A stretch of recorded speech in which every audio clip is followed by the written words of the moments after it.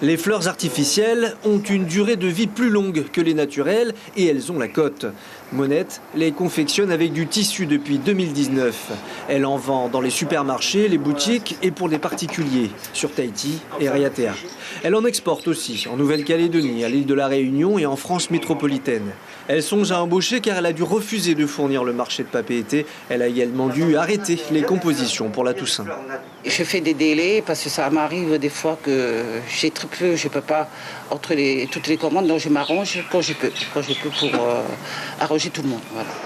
En nylon ou en plastique, au marché de Papeete, les fleurs artificielles se vendent comme des petits pains. Ça marche très très bien, tant que niveau clientèle locale et clientèle touristique.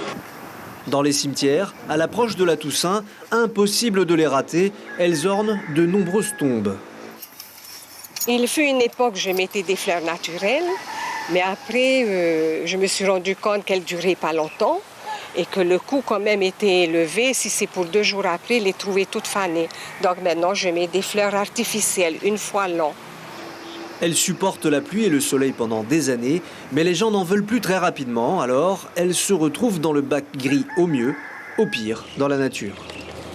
On voit dans les dépotoirs, on les placer au bord de route, sinon dans les cimetières, les gens ils balancent un peu partout. Mais qu'est-ce qui fait le nettoyage? Ce sont les communes. Donc ils vont ramasser et cette plante artificielle, ce sont des plastiques, on peut se la trouver au dépotoir. Le gouvernement a d'ores et déjà annoncé sa volonté de combattre cette pollution sans avoir arrêté de décision quant aux moyens à mettre en place.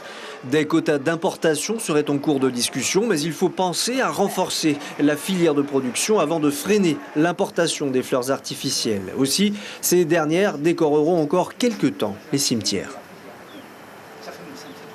On vient de le voir, le marché des plantes artificielles se porte bien, mais cette filière est néfaste pour notre environnement.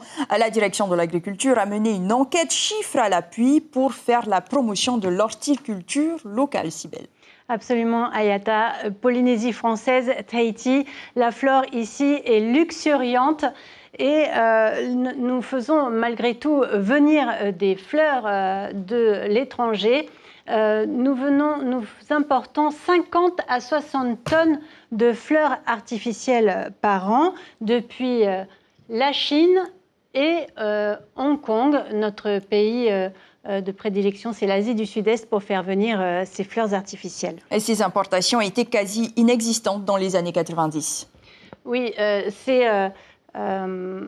ces importations ont pris de l'essor début 2000 avec un pic en 2006 et avec 130 tonnes cette année-là en volume d'importation.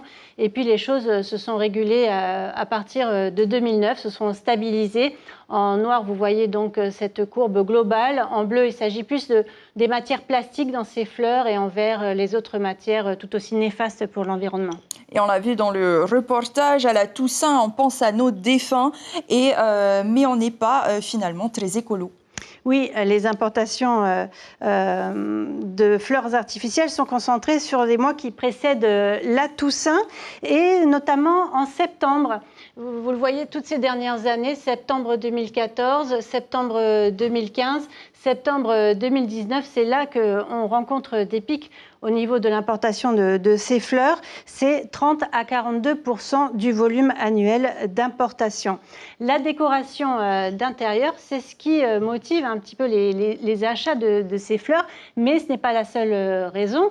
Vous avez évidemment le fleurissement de cimetières avec des spécificités en Polynésie, la Toussaint, la période du Kassan aussi pour la communauté chinoise et puis l'anniversaire d'un décès bien évidemment. Mais le problème, c'est la pollution que ces fleurs génèrent en se détériorant sur les tombes. Oui, plastique, polyester, métal, ces fleurs artificielles sont ni compostables ni recyclables. Elles doivent aller dans le bac gris. Petit rappel au passage, le plus souvent, on les retrouve donc à proximité des rivières, mélangées aux déchets verts. Elles finissent dans la mer. En conclusion, le pays fait la promotion de l'horticulture locale. Une question tout de même qui nous taraude, Ayata, après la lecture de cette étude. Est-ce que le pays va revenir au gazon naturel sur le front de mer ? L'information en continu sur Polynésie la première, Internet et réseaux sociaux.